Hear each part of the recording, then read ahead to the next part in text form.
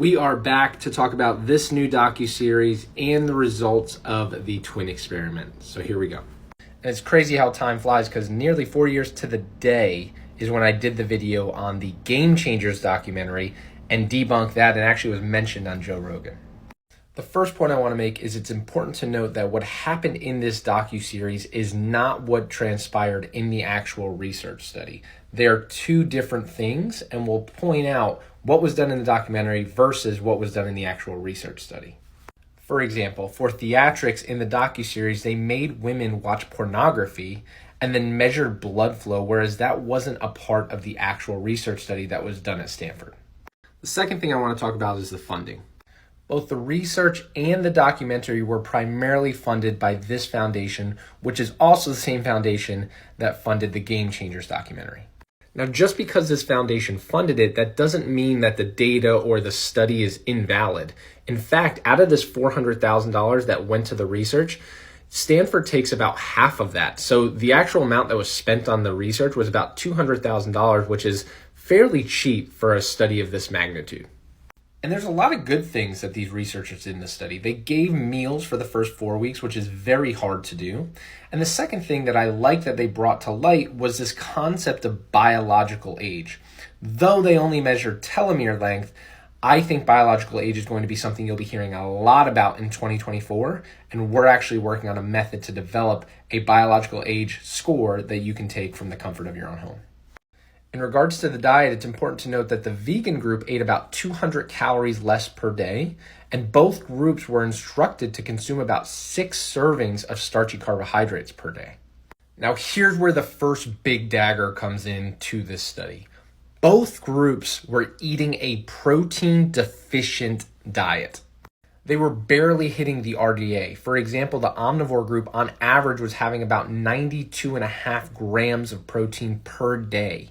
And of that, only about 63 grams came from animal sources.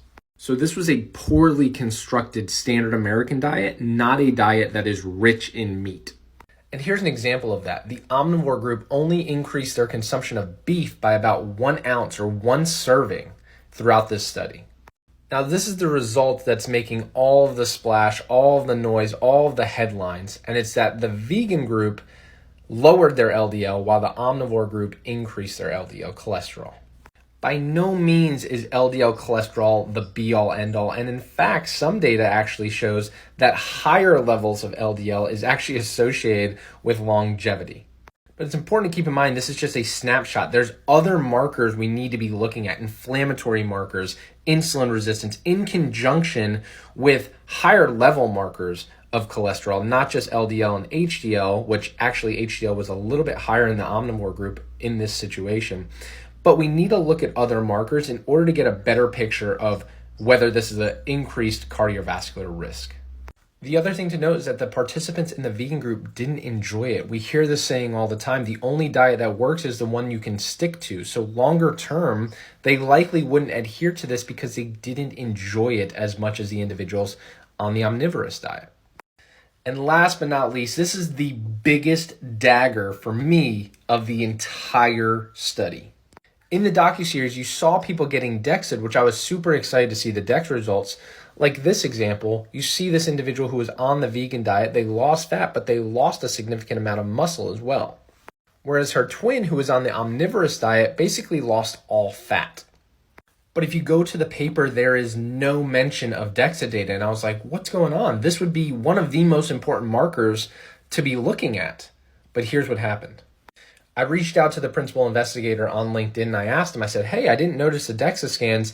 And he said they were only done on the 8 twins as part of the documentary. He wishes they would have done it on all of the twins. That is an absolute dagger. So my overall thoughts is it's a lot of theatrics, just like the Game Changers. But when it comes to the research, it was a poorly designed, non-rich meat diet compared to a vegan diet. And the only real marker that they saw that was different was this LDL cholesterol, which again, we could have a whole separate discussion about. Let me know your thoughts down in the comments, what you guys think of this documentary.